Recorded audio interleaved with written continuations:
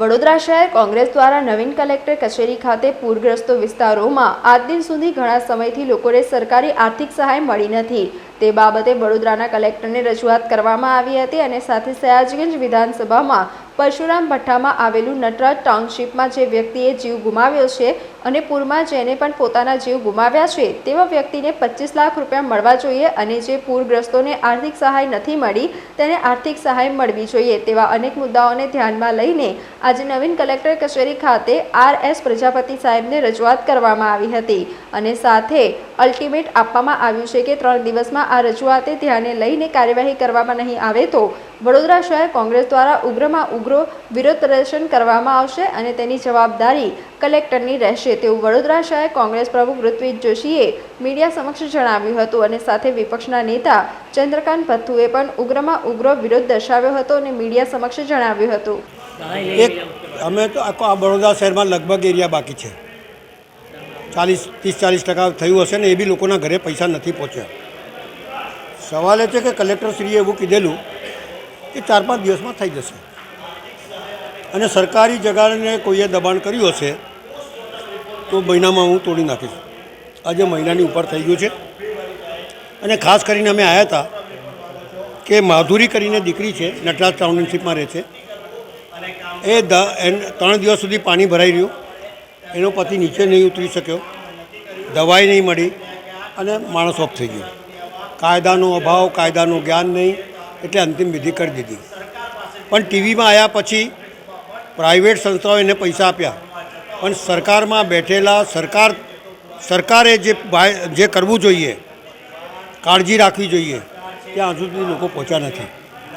Cache ડોલ તો ધીમી ગતિના સમાચાર ચાલે છે. અલા લોકોને જરૂરત આજે હોય, લારીવાળાનું બધું ગુમાવી દીધું હોય તો અંદર માલ ભરવા માટે બી પૈસા જોઈએ કે નહીં. સર્વે ચાલી રહ્યું છે, પેલું ગાળો ચાલે ને માળ ખેડ ચાલ્યો જાય છે, આ પ્રમાણે સરકાર ચાલતી હોય યાર. કેશ ડોલ મળી જવી જોઈએ, ઘર વખરીનો સામાન મળી જોઈએ. ઝોપડપટ્ટીમાં અનાજ મળી ગયો તો છોકરાઓને ખવડાવવા માટે અનાજ જોઈએ યાર. નાની નાની દુકાનોમાં નુકસાન થયું તો તાત્કાલિક મળવા જોઈએ. એની જગ્યા પર સર્વે કરવા જાય તો ભલે તારી પાસે રેશન કાર્ડ નથી, તારી પાસે બેંકમાં ખાતું નથી. અલા રૂપિયા ના હોય તો ના ખોલે ખાતું, એટલોય ભાન નથી. અને ના હોય તો તમે આજુબાજુવાળાને પૂછી દો કે ભાઈ અહીંયા રહે છે કે નથી રહેતો, અને ઘરમાં જઈને જોઈ જાઓ પલળ્યું છે કે નથી પલળ્યું. એવું કશુંય નહીં, તમારી પાસે નથી. એમના કાર્યકર્તા આવી જાય, કેસ લગાવીને ફરે સાથે સાથે. એટલે હું ધંધો માંડ્યો છે.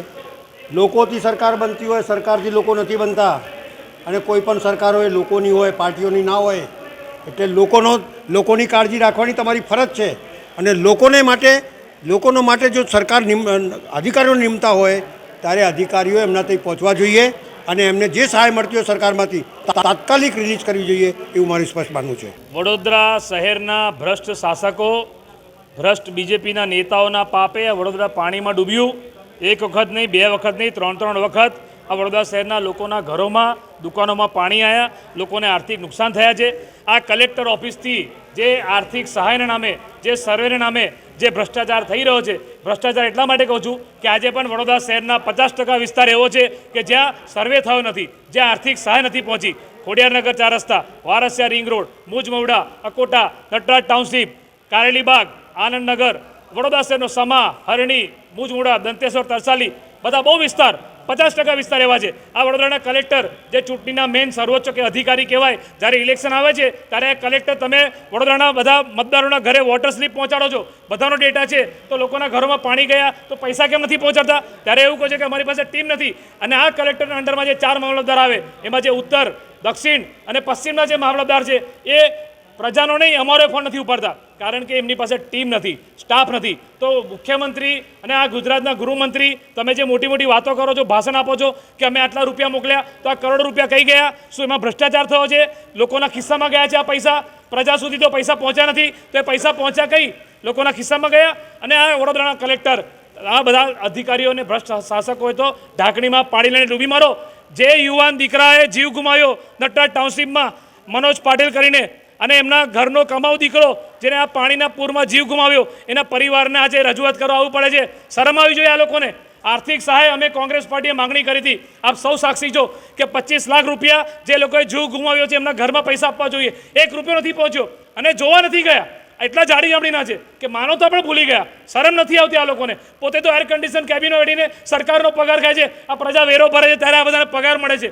તો તે જે પ્રજા વેરો ભરે છે એ પ્રજાને તડછોડી દીધી અને પ્રજાને તમે પાણીમાં ડૂબવા માટે મૂકી દીધી. અને એમના નેતાઓ જ્યારે ગૃહમંત્રી આવે અડધી રાત્રે, મુખ્યમંત્રી આવે ત્યારે વાતો આવી કરે કે ભાઈ તમે વડોદરા શહેરને તમે કેમ ના બચાવ્યું, તમે કેમ પાણીમાં ડૂબવા દીધું. તો મુખ્યમંત્રી પણ તમે જવાબદાર, ગૃહમંત્રી તમે જવાબદાર. વડોદરા શહેરના નાગરિકો 5 વાગ્યા સુધી ગરબા રમશે ને ત્યારે એમને ન્યાય નહીં મળે, પણ એમને તમે આર્થિક સહાય આપો, આ વડોદરા પાણીમાં ડૂબ્યું ત્યારે એમને ન્યાય મળશે. આ લોકો બોલ બચ્ચન મોટી મોટી વાતો કરવાની. વડોદરાના મેયર